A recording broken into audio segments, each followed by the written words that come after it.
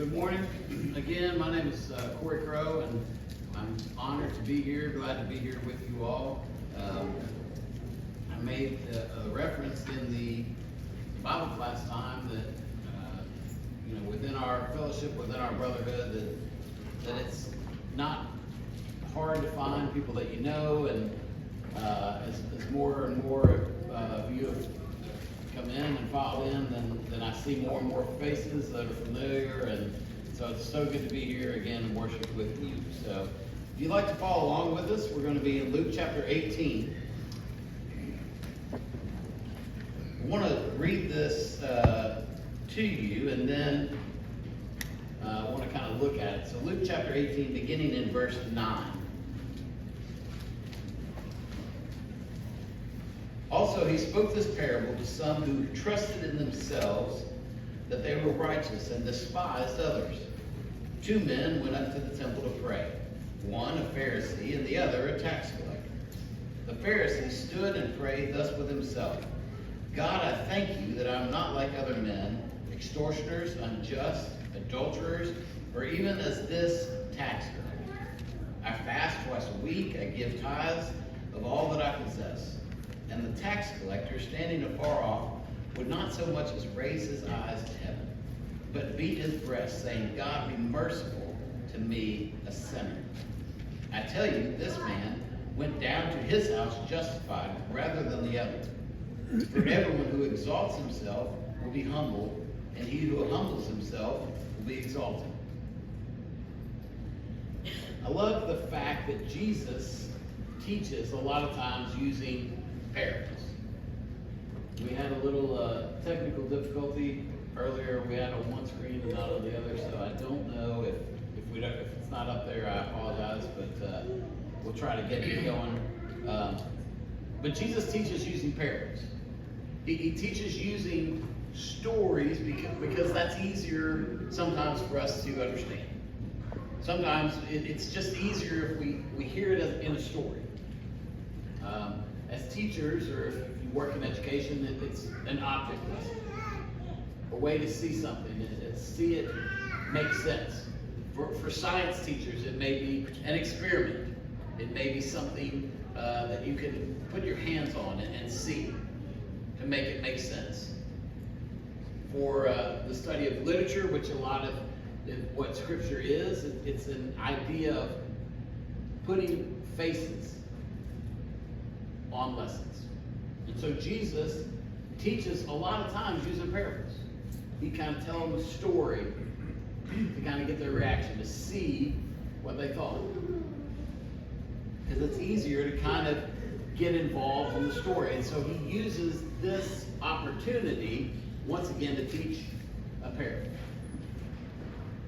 And what's interesting and always good with the way that Jesus teaches, especially when using parables, is he's going to use the parable to meet the people. It's specifically to this group of people, and you can see it presents itself in verse 9. It says, and he spoke this parable to some who trusted in themselves that they were righteous. So he's talking to a group of Pharisees. And he says, I've got a story for you. I've got something you need to listen to, something you need to hear. So here's an opportunity for them to hear a lesson specifically that they needed to hear. And so Jesus does this a lot of times with parables. He says, okay, this is who I'm talking to. He does it with the parable of the Good Samaritan. He does it with the parable of the rich young ruler. He says, here's the lesson. Here's what we can learn from it. And so he introduces us to 2 individuals. There's similarities to both of them. Both of these people went to the temple. Both were religious. They knew the importance of being at the temple. They knew it was important to be there. They knew it was important to go and worship. They had religion, and they thought it was something that was important to them and something that was a part of their lives. Both of them were Jews. Both of them were part of God's chosen people.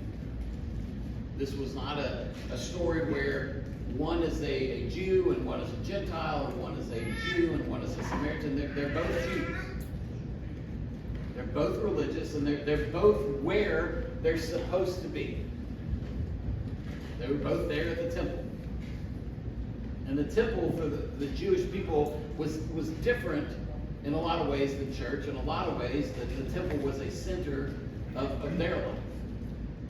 A lot of their laws and a lot of their government came from the temple.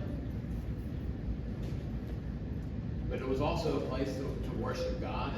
But so it was a crucial and central part of their life. And so both of these individuals called upon God through prayer. Both of them are going to God in prayer. So if you look at the two side by side, there's these similarities. Both of them are going to God in prayer. Both of them are where they need to be. They're in the temple.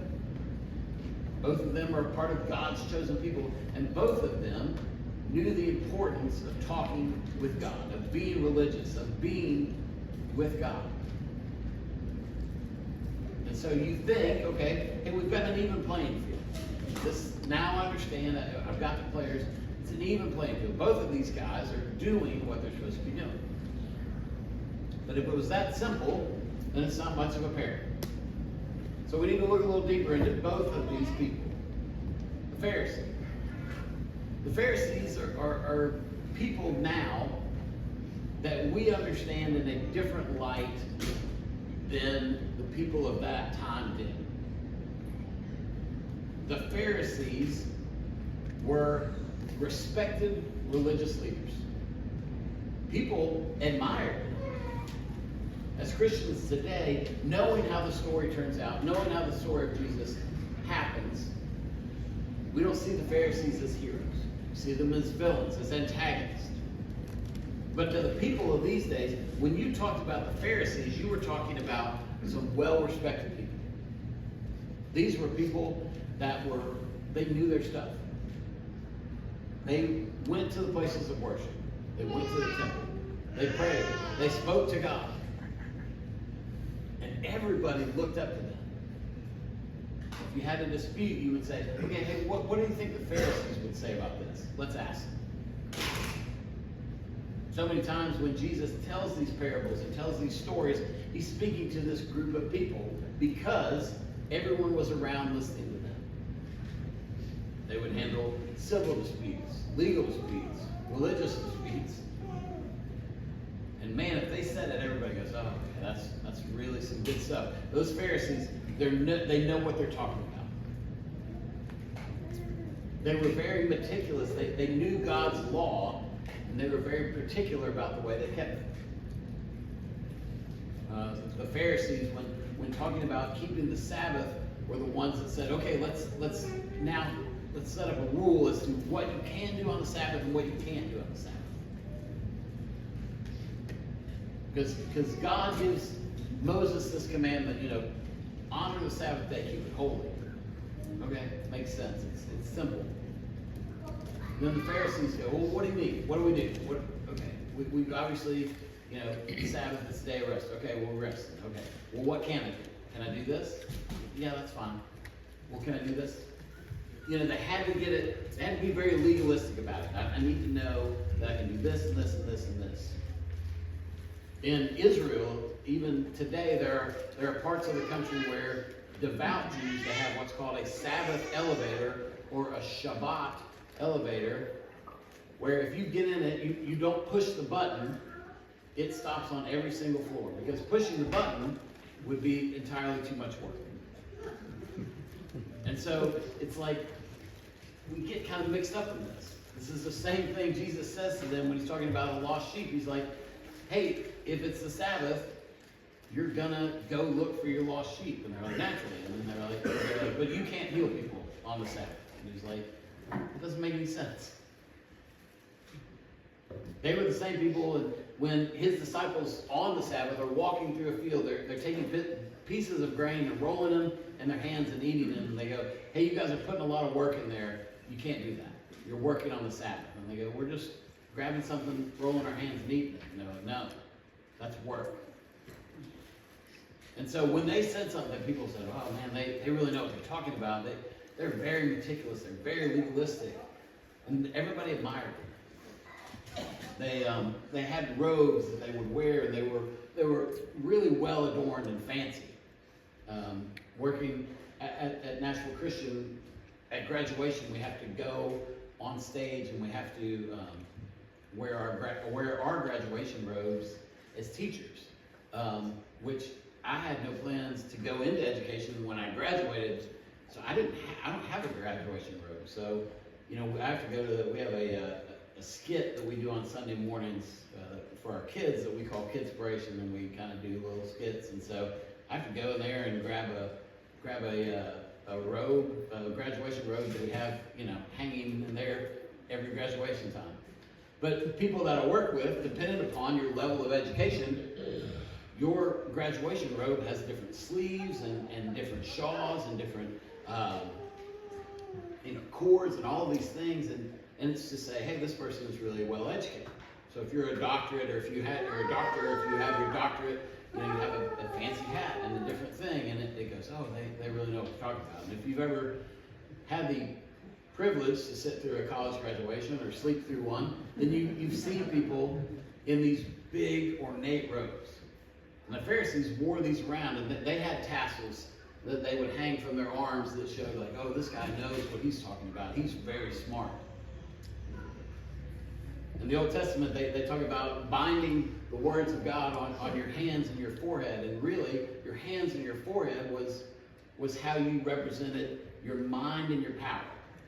So God's saying, hey, take these words and bind them on your hands and your head. So the Pharisees said, hey, we're going to make a little box and we'll put it on my head that has this scripture in it. And then I'll put one on my hand that has this scripture in it. And I don't know that God has an eye roll, but I feel like at that point that would be a part where God would kind of roll his eyes and be like, that's not what I meant. That's not what I meant. I mean, do with your hands what this word said. Put your thoughts in this word. Don't put them on your head and your hands. But so you've got this guy that everybody looks up to and goes, man, he's got it all together. He's good. He knows what he's doing. And he knows what he's doing. And he knows how great he is. And he's telling God how great he is.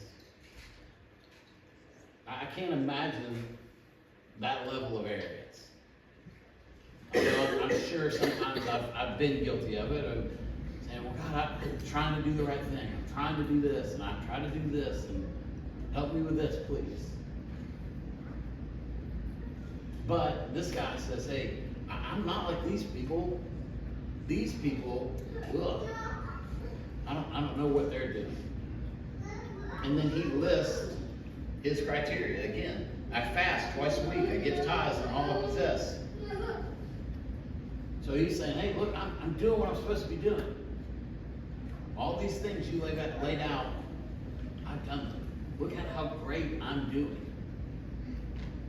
Look at what I'm doing and how great it is. And he lists these qualities to God. However, he's not justified in God's sight.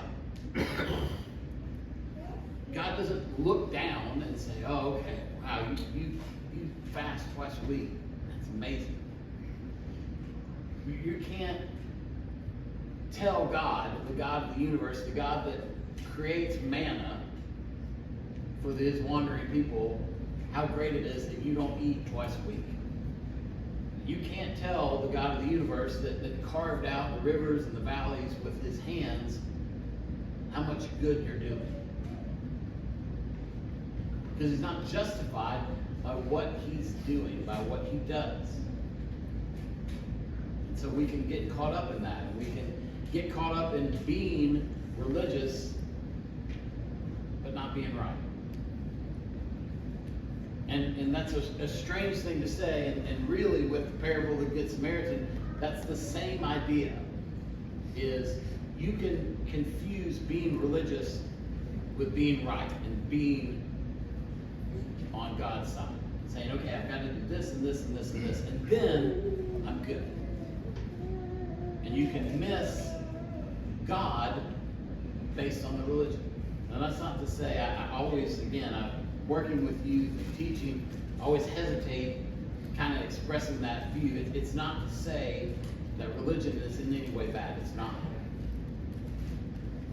Our faith and religion has been crucial in so many aspects, positive aspects throughout human history. Religion is a good thing.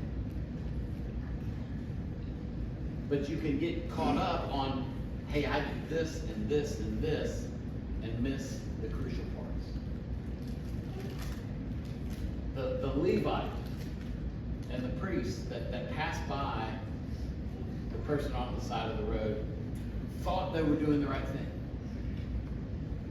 By their logic, if they can't touch anything unclean, they don't know if this person's dead or not, they can't touch him. Hey, I don't want to mess things up. I can't touch them, and I've got to keep going. And so in their mind, hey, I'm doing what's right. I'm not doing that. I'm doing what's right. And God says, you're missing the point. You're missing the point of what I want you to do. And the same thing with this Pharisee. He's focused on himself.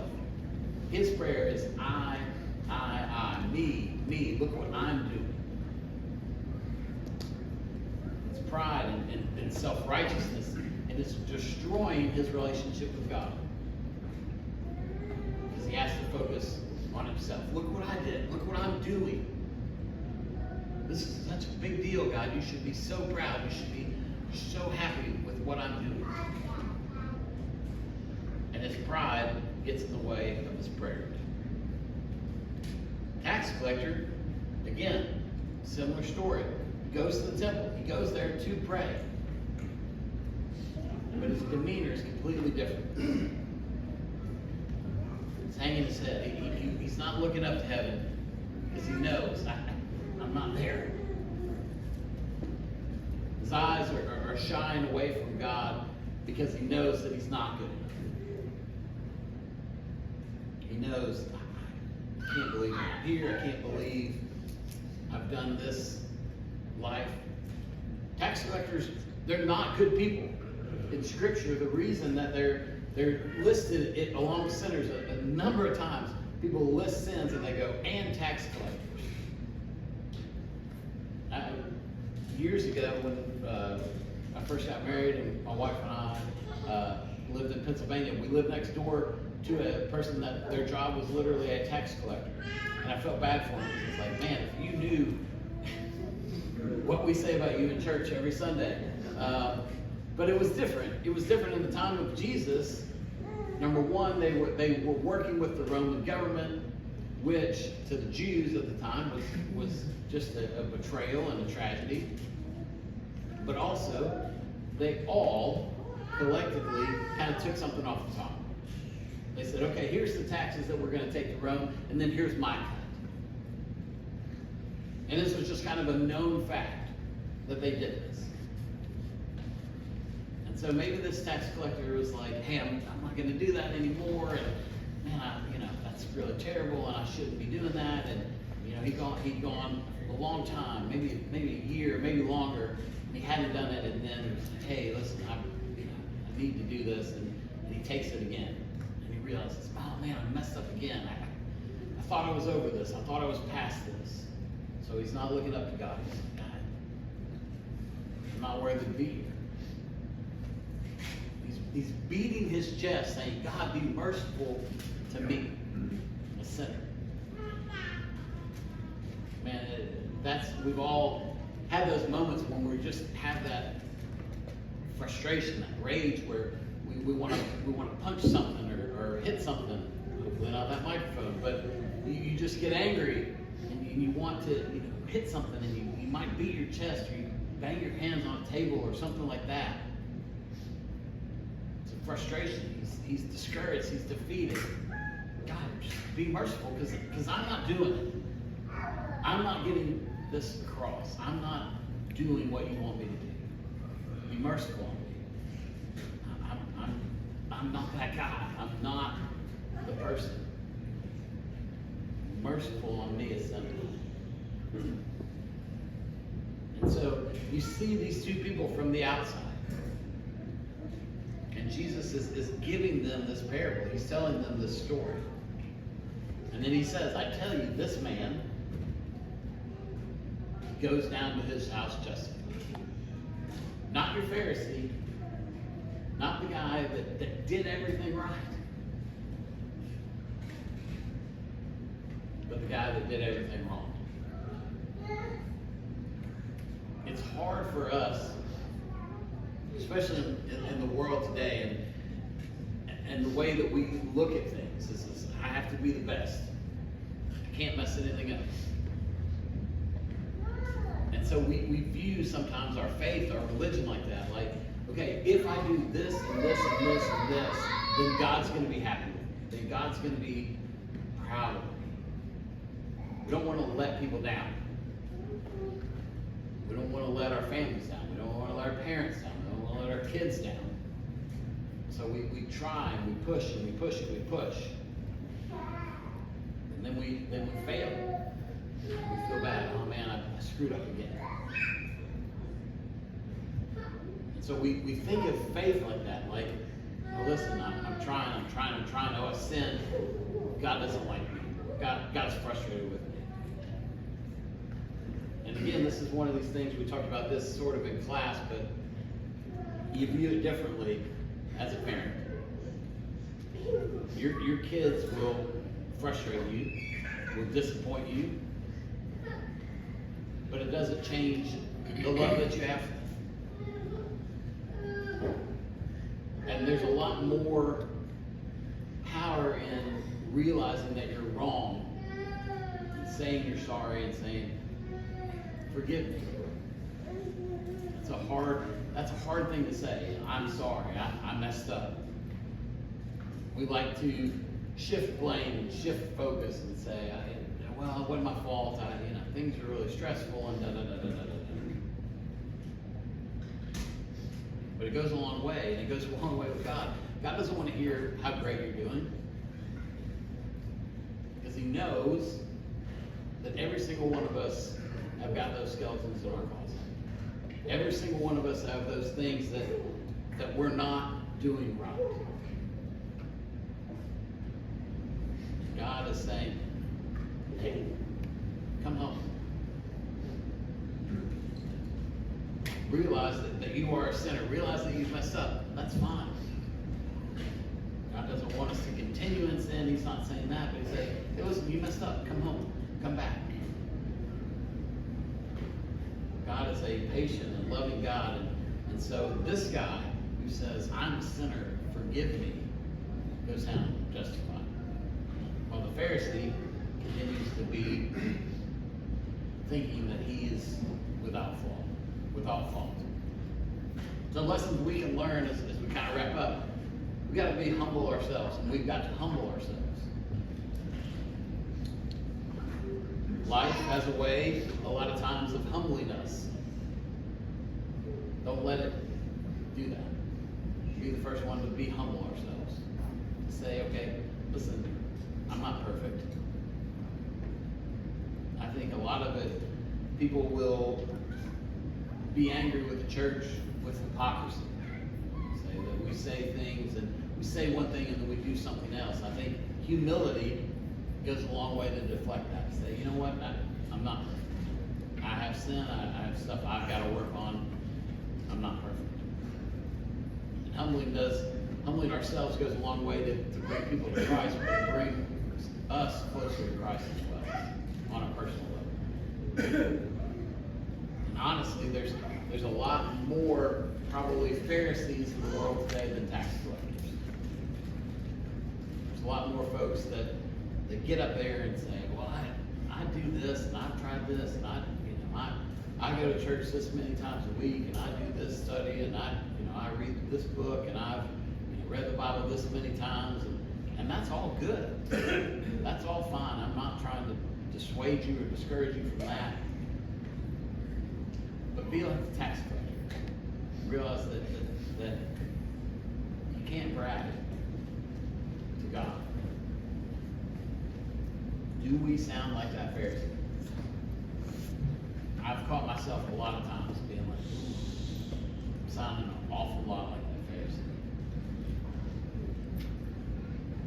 So today, as we get ready to leave, I mean, we can learn to be feeling better than others, or we can be humble. It's not enough to be religious. And again, not dissuading or discouraging that, but it's not enough. We talked about in the class, we're talking about Cain and Abel's sacrifice. It's a heart issue. It's not an attendance issue. It's a heart issue. We're here because we want to be here. Because we want to do what's right. Because God has called us to do this. Not because we have to. So we want to be right, but also have the right attitude. So, today as we get ready to close, I want you to look at both people. Scripture is filled with two sides of the same coin. The Pharisee and the tax collector. Cain and Abel. Peter and Judas. The thief on the cross and the other thief as well. We all have a choice. We decide who we're going to be. We're going to be that Pharisee, or we're going to put this faith in ourselves, this pride in ourselves. Hey, I'm doing this. I've done this right. Or we're going to be the tax collector that says, God, I'm trying. I'm really trying, and I want to do better. I want to do what you want me to do. I'm messing up, but God, please forgive me.